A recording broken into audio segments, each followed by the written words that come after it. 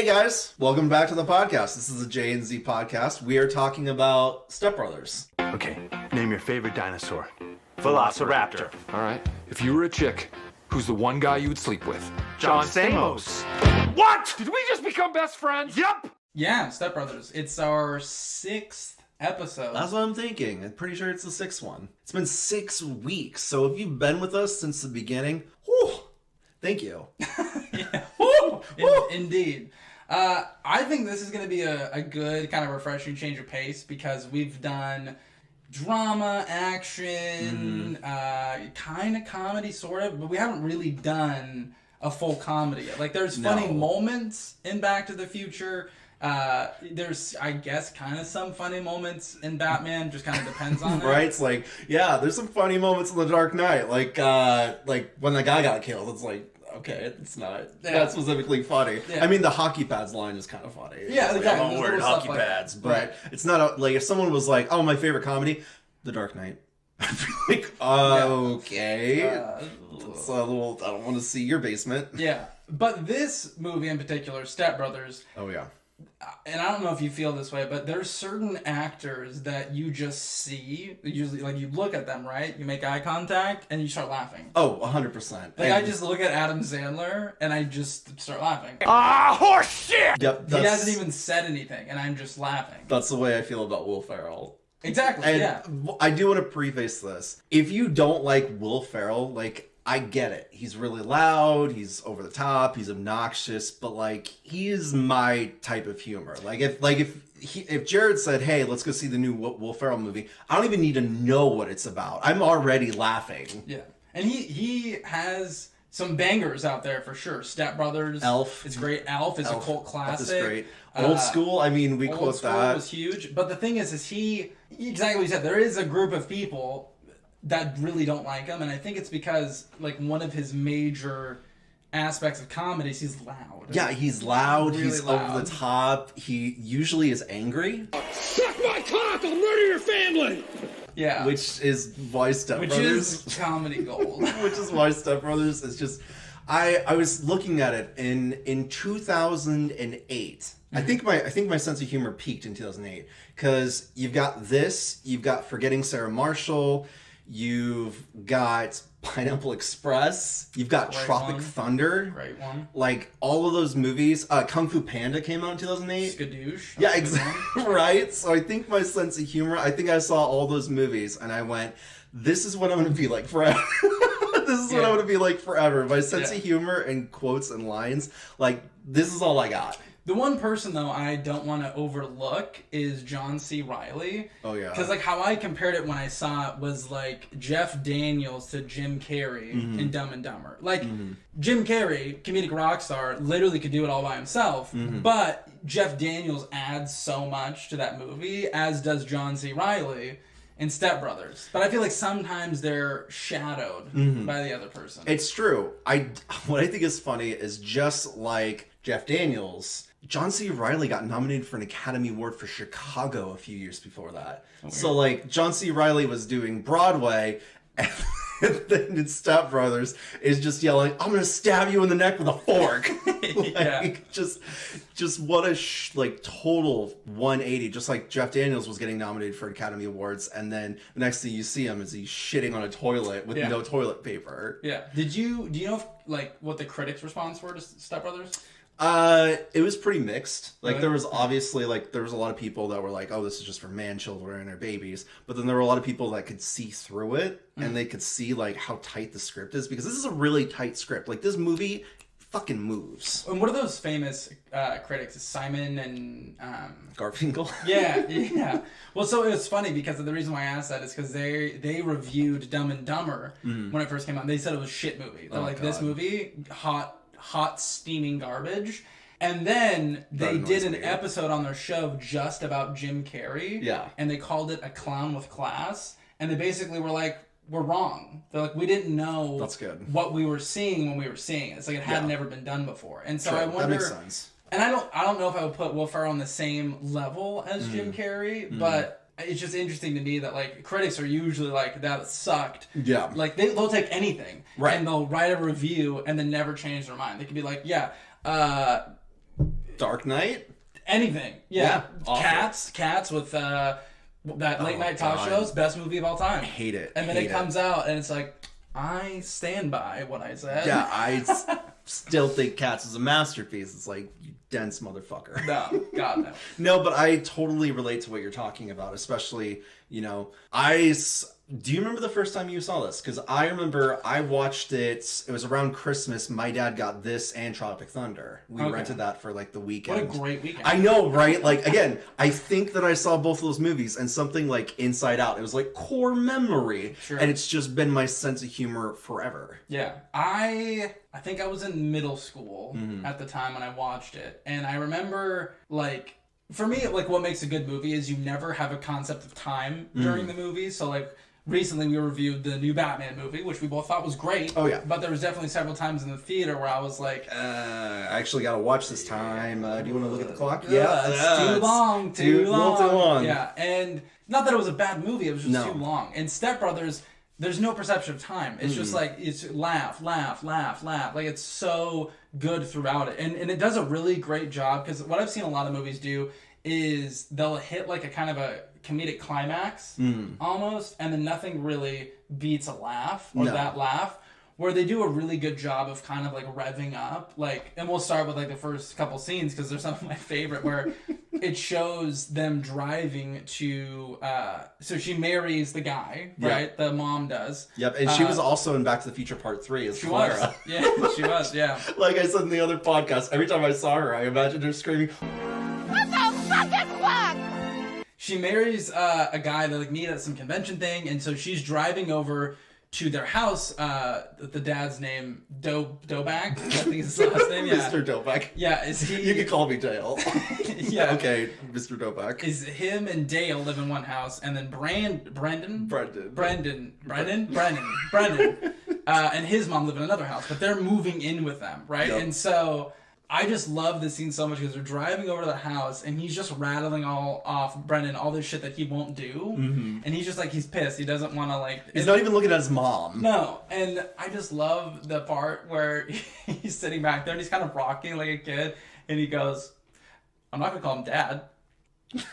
And Brendan, she's like, you don't have to call him Dad. You're 40 Brendan, years you're old. 43 years old. You don't have to call him Dad. And he's like, "I'm not gonna call him Dad, even if there's a fire." It's like, if there was a fire, why are you going, Dad? Yeah, all up until that point, you hadn't called him Dad before. Just called him Mr. Doback. Yeah, Dad, help me. Yeah, that's so funny to me.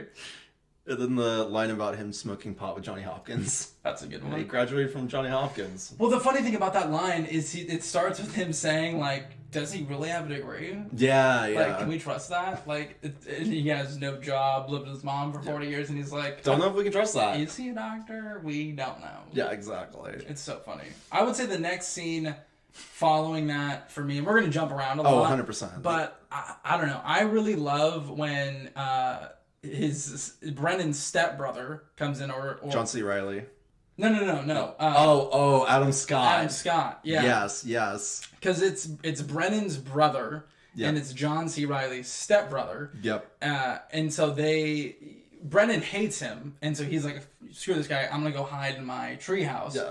And John C. Reilly doesn't really like know why he doesn't like him, and so he like kind of tries to have dinner with him, but Adam Scott is just like a Derek. Derek's such a dick. He's just such a douchebag. He brags about everything, anything like money, that he does. like all that stuff. And he like Dale has enough, goes up into his treehouse.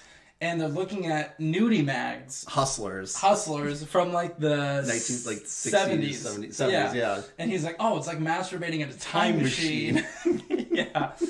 And so Derek comes up into the treehouse, which is such a great scene. I can't even talk about him without laughing. Just him. Do you mind if I go very low? Yeah. So, he looks at John C. Reilly, and they both just have this fuck off in dialogue, and he's just like, "You look like you want to punch me, but you're not." And he goes, "Why don't you punch me in the face? Punch me in the fucking face!"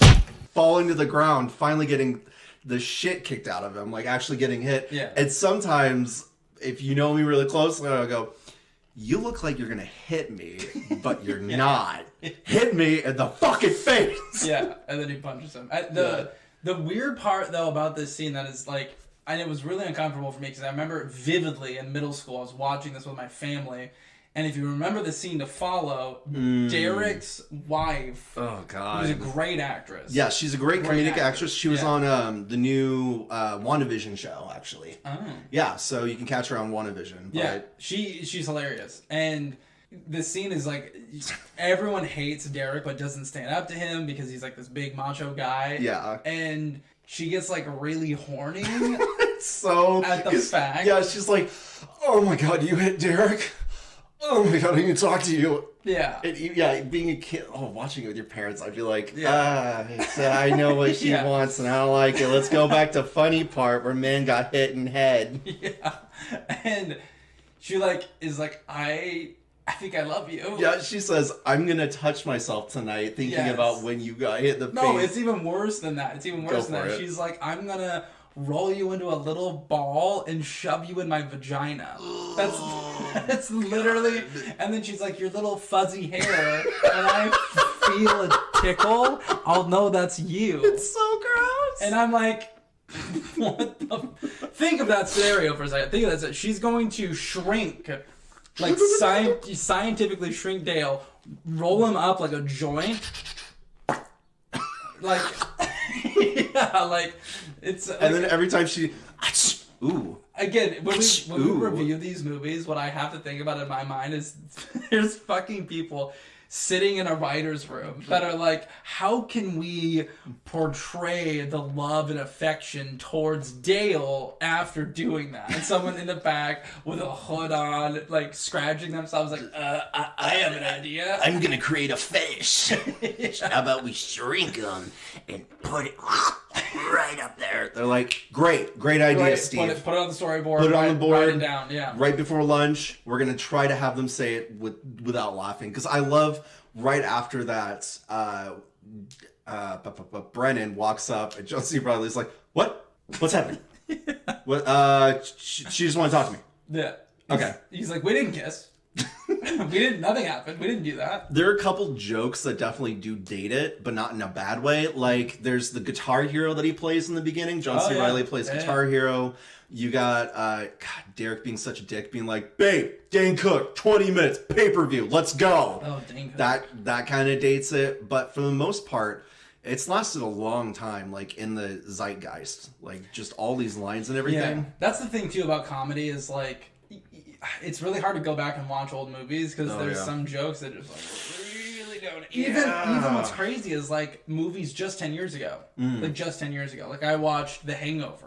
Oh, and there's some intense jokes in there. It's like, whoa. Yeah, it's just like, back then everybody was laughing, and now it's just like, oh wow, that's really homophobic. That's really fucked up. Well, it's like okay, like the line that I have with comedy is, and I think people have used it before. Not my line, but the concept. They call it the Daniel Tosh line. Yep. Which is basically your joke always has to be more funny than it is offensive. And the reason why they call it the Daniel Tosh line is because he fucking goes up and down, over, under that line like crazy. But that's the thing is your joke has to be more funny than it is offensive. But I also think there is a group of people that probably, they don't think it should be offensive at all. But I feel like in some ways it should make you feel kind of uncomfortable. And Step Brothers does a really great job of I don't think there's really anything offensive in it. There's a couple slurs by Derek, but that's the thing that I was just about to say is that it's done by Derek. It's on the right character. It's not by the main characters that are like having a good time and they just drop a gay slur. Yeah. Like, Derek's a fucking dick. You're not supposed to like this guy. So when he's calling them all this homophobic shit, it just is like, you punch him in the fucking face. Yeah. Fuck that guy for having abs. Yeah. yeah, exactly. It was funny you say that about the abs thing, is it's very clearly a different actor. When I first saw it, I was like, damn, dude, you look great. But now as an adult, I'm like, yeah, that's a different fucking actor. That's a different hand pointing at his abs where he's like, I haven't had a carb since 2004, which all he drinks in the movie is beer. So he's fucking lying. The entire movie, he's like, I haven't had a carb while he's drinking Heineken. Yeah, it's true. Fucking liar. I think the next scene in the movie that I really, really like, which is kind of iconic, it's when they're at the dinner table for the first time, and it's like it's so awkward and uncomfortable because it's like if some of you may have been in this situation before, but like you're at dinner with your new family, right? So like your step family, you don't know what you have in common. Like you don't know these people. They're basically strangers, but you're having like an intimate family dinner, and it starts out perfectly because it's that awkward sound of like just like close your eyes and picture this, okay?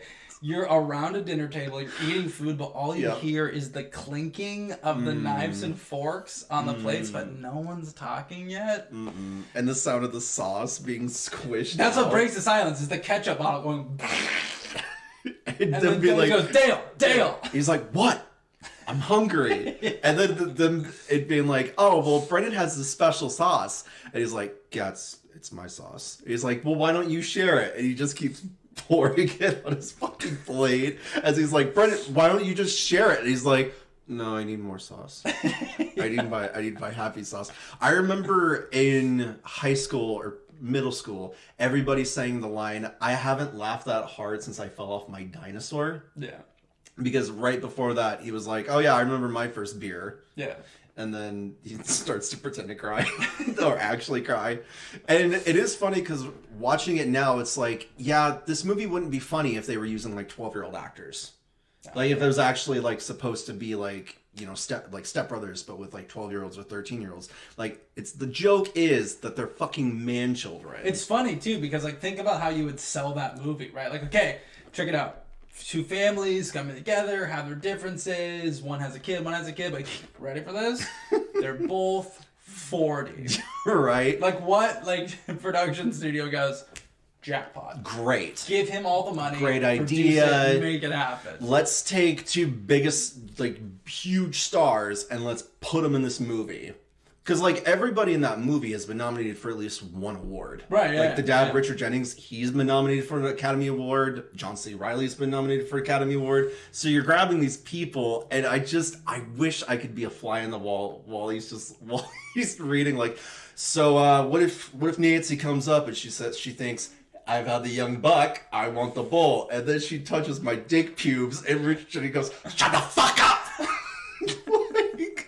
Like, I wish I could just see them saying that script. Yeah, or from my chest pubes down to my ball fro. Yeah. Or just like, you know, obviously the really iconic, you know, did you touch my drum set? Which everybody's quoted, but that's probably one of my favorite scenes because, you know, it's like, oh, why are you so sweaty?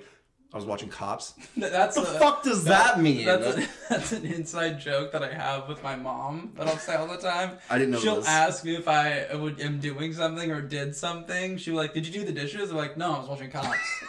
I didn't know that. That's really funny. I say that every single time. Did you do this? Did you go to the grocery store? No, I was watching Cops. Watching Cops. Get your feet off the couch, and then as soon as he leaves, he puts the feet back on the couch. Why is it? That's just so funny. I love whenever he looks at the drum set. It does this really sharp close up, and the music goes. I love so much where he's like beating the shit out of the drum sets and he grabs the snare drum and he goes upstairs and he goes, fuck you, Dale! Fuck you! Oh my god, it's so... And then he punches it. It's so funny. So just jumping around, John C. Reilly. My favorite curse word is motherfucker. And there's a part where we're skipping around, but Dale's parents have split up, they've left, and so they have this big argument about who broke up who. And so Will Ferrell goes, that's it, I'm leaving. He goes in the other room, and you hear him playing on the drums, and you hear, Dale broke up mom and dad. Dale broke up, and it's Dale's a bitch. It's Dale's a bitch. And it's this close-up of John C. Reilly, and he goes, motherfucker! And I've seen this movie over 20 times, and I laugh every single time, that close-up of his face screaming that. The scene that makes me laugh the hardest is the following scene where he's dragging his unconscious. It's just like Cold Case Files. It's just like Cold Case Files. This happens all the time. People are buried in unmarked graves all the time. Yeah.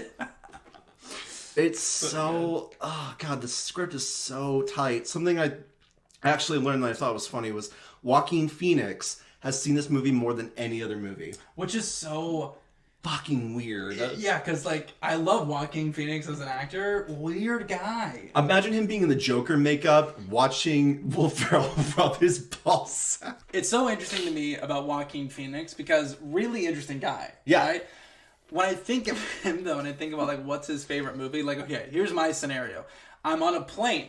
Yep. Okay, flying to Vegas or something, and I see, oh shit, it's Joaquin Phoenix. He just got on our plane. That's awesome. Right? He sits down in first class, and I sit in poor class. Yeah, And exactly. I'm looking through the seats, and I'm like, is he watching Step Brothers? No, he's not watching Step Brothers. There's no I'm way. picturing. Oh, of course, he's watching Clockwork Orange. Yeah, exactly. Something really weird and niche. Like that's a Joaquin Phoenix movie. Yeah, I'm not seeing John C. Reilly having sex going, something's gonna happen. Something's happening. The one actress where she pees after that, she puts her foot up. And he's like, you're so beautiful. Yeah. I like the image of when, kind of towards the end of the movie, the Catalina wine mixer happens, all that stuff. You used to have a t-shirt that said, keep calm, because it's the fucking Catalina wine mixer. All those keep calm shirts. Also, still have that shirt. I had a t-shirt. I went out with you to a bar, and I had the Step Brothers poster t-shirt. I was getting a drink, you were talking with someone, and this big old frat guy comes up to me and goes, hey. And I was like, hey. And he goes, you can call me Dragon. And without like the music's going boom, boom, boom. And I look at him and I go, you can call me Nighthawk. And then he just nodded at me and I nodded back and then he left and I never saw him again. It's great. It was great. That's great. And then I came back to the table. It's like, this shirt has power. Yeah. It's like the same thing. We went to we're tangenting, but we went Whatever. to EDM concert. Yes, we did. Like the Glitch Mob. The Glitch Mob. For the ones you know. Great band. And I was wearing a Dunder Mifflin Paper Company shirt. Yep. And, like, the reaction I got was really funny. This girl walked up to me in the middle of the concert, like walks up to me and goes, oh my God, I love your shirt. Do you have any Molly? And you were dancing in place. That's just exactly how I did. Dancing in place, and she asked that. She looked like the quintessential rave girl. Like, if you looked in Webster's dictionary, and there was rave girl, there would be a picture of her. And me behind her in my Dunder Mifflin shirt doing this. Just dancing like this, and then being like, oh my God, do you have any Molly? I heard that, and I was like, I want to see where this goes. Yeah. But as for Step Brothers, I think with the Catalina wine mixer, because the entire movie is building to the Catalina wine mixer. Cause you don't realize it is, but it is. It is, because they talk about it, they mention it, and, you know, Dale and Brennan, they have to be adults. Like, everything's been super fucked up. Like, they've made sure that the house didn't sell, and there's actually a montage of all them doing adult stuff, and it's really sad. Yeah, it's kind of sad. Will Ferrell, though, he walks out of Costco with a huge thing of toilet paper and he does a fist bump. Well, okay, you know why he did that, right? Yeah, because he had no toilet paper to wipe his ass, so he used a rug. He used a rug and a sink. Just a really sad situation. Yeah. But when he had the toilet paper and he fist bumped, I was like, oh, that's how I felt in 2020 when I couldn't find any fucking toilet paper because everyone stole it. But then when I finally got a roll, I was like, yes, I can wipe my ass. You know what's so funny, thinking about that incident with all the toilet paper, is if we just continued with life as normal, nothing would have happened. Yeah. It's not like, that's weird. Toilet paper! Exactly. Yeah. But so, like I was mentioning with the scene that I really like, is they go through all of these, like, victorious moments in Brennan's mind, and there's one where, I can't remember who it is, I think it's Brennan or Dale, they're a centaur? Yes, that would be, I think it's Dale. Dale, yeah, he's a Dale. And he pulls out a bow and he shoots them. Yeah. And then the girl that he's been hooking up with, Derek's wife, he like comes to the forest and he looks at her and he gets scared like a deer. He's like, "Ugh!" And then they end up kissing again. Because the cover band got booed off because he was like, we're only doing 80s Billy Joel songs. Yeah. And some guys, take your skate hooker wife and leave. Exactly. And so they get kicked off. And he's He's like, okay, I see a pair of drums, I see a microphone, you guys need to go pull, you guys need to do it. And they're like, no, like, we're trying to be adults. Yeah. And he has one of my favorite monologues where he's like, you know, I gave up childish things. I would run around and I would be like a T-Rex. And I'd have my arms like this and I'd run around and I'd chase cats. I'd yell at the cats. I'd growl at the cats. And then my dad said, you're 17 years old. You need to go get a fucking job. And so he's like, and now I can't do it. I can't do it anymore. And they're like, that doesn't make sense. It's a weird fucking story. Like, they even look at each other, but they get on stage and they start singing, and there's a montage. Yeah, it's supposed to be this, like, beautiful moment where he's like, don't lose your dinosaur. And Don't they're like, lose it. what the fuck is wrong with you? But I mean, it can connect to that. That's so funny. I fell off my dinosaur. Maybe. Maybe I'm just like, I'm stretching. Yeah. I like in the montage when he keeps flirting with his therapist, and his therapist is like, no, this is completely consensual, there's no romantic feelings, and he's like, you're such a card, I love you so much. But in the montage, she's having a therapy appointment, and he kicks down the door like a lumberjack, and he's full beard, looking like he's from the PNW. And he's like, I have traveled thousands of miles to give you my seed. And she's like, lumberjack. And he rips off her clothes and goes, ah! It's just, it's really great. And that's actually Will Ferrell singing. And that's actually John C. Reilly's drumming. Wow. And his shirt with Return of the Jedi with just the Yoda on it. I want that shirt so badly. It's a great shirt. I also love when Rob Riggle's like, your face, I want to punch it. I just want to hit it. Every time I see your face, I want to deliver one of these right to your suck hole. He's also the same guy that's like, this man has eaten a dick. Pow! Yeah. So it's like, in one of the outtakes, he's like,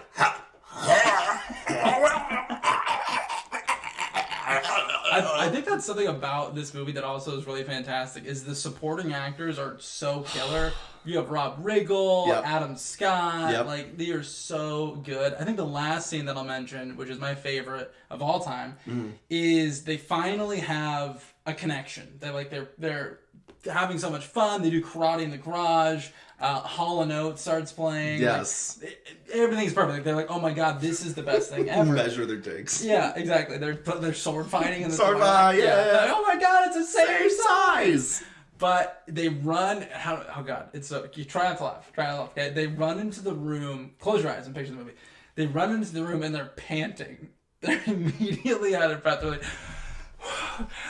like, Mom, go back. And he goes, Brendan, call me by my first name. And he goes, okay, Doback, do you think it could be maybe possible if we could build bunk beds? And then John C. Reilly immediately is like, okay, listen, it's not crazy. We know what we're doing. We would have so much more room for activities. And it's not what they're saying that gets me. It's the parents' reaction where it's like it builds up, like it escalates. Because the dad is like, you know, you both have really important interviews tomorrow. I would really hope you would be focused on that. And like, oh, for sure, absolutely. But like, can we make the bunk bed? And he's like, you both need to get a good night's sleep. You have really important interviews in the morning. And then Dale was like, so can we? And he goes, I don't give a fuck. And then Brennan goes, so yes? And then the mom finally is like, yes, you guys can do it. And then this scene that it's that dialogue that makes you laugh so hard. You hear a fucking power drill. Dale, no power drills. I'm just brushing my teeth. No power tools. No power tools. I'm just brushing my teeth. That's not your toothbrush. And then he literally says, oh, whatever, I'm done anyway. It's so good. But yeah, that's my last favorite scene. Yeah. I would say my last favorite scene is the very end, where they get the hustlers and they get the Hulk hands. They get the mask. Wookiee mask. The Wookiee masks, or John C. Reilly going, I'm gonna throw up, I'm feeling so sick, I'm gonna throw up. That's how I feel. When I feel like I'm gonna throw up, I just immediately say, I'm gonna throw up, it's gonna make me sick. Then he actually throws up. Then I actually do throw up. Yeah. But no, that's Step Brothers. Step Brothers, episode 6. A couple things to keep in mind. Just like we said before, subscribe, hit the bell for notifications. We do a new episode every single Sunday. We do. Stay tuned to that. But that's it from us. That is it from us. Adios. Adios. Fucking Catalina wine mixer. It's the fucking Catalina wine mixer. The fucking Catalina wine mixer. Hallelujah.